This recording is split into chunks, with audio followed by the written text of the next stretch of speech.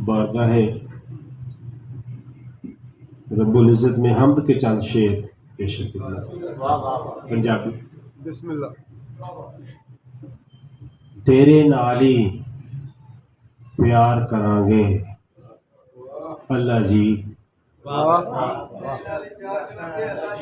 तेरे नाल ही प्यार करांगे अल्लाह जी, दुख सुख दा इजहार करांगे अल्लाह जी,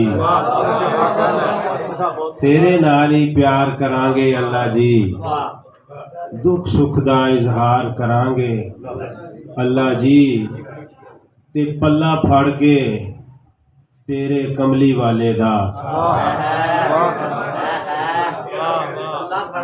पल्ला फड़ के तेरे कमली वाले दा अपना बेड़ा पार करांगे अल्लाह जी, अपना बेड़ा पार करांगे अल्लाह जी।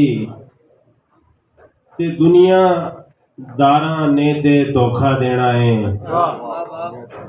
दुनियादारा ने ते धोखा देना है, तेरे ते इतबार करांगे अल्लाह जी, तेरे ते इतबार करांगे अल्लाह जी। ते हर किसी ने टुर जाना तू रहना है,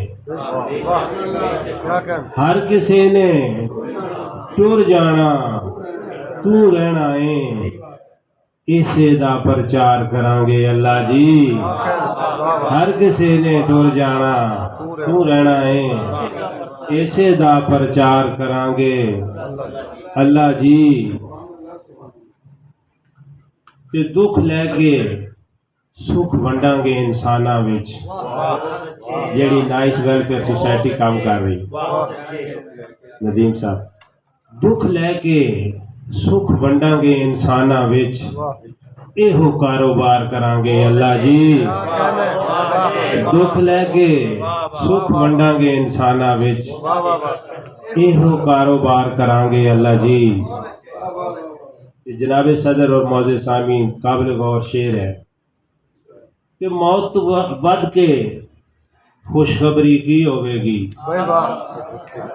मौत तो बद के खुशखबरी की होवेगी, तेरा ते दीदार करांगे अल्लाह जी,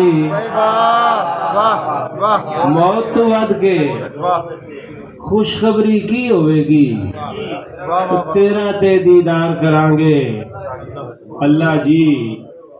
ते जिस्म दे अंदर जे ताईं साह फारूकी, जिस्म दे अंदर जे ताईं साह फारूकी, जिक्र तेरा लख बार करांगे अल्लाह जी, तेरे नाल ही प्यार करांगे अल्लाह जी।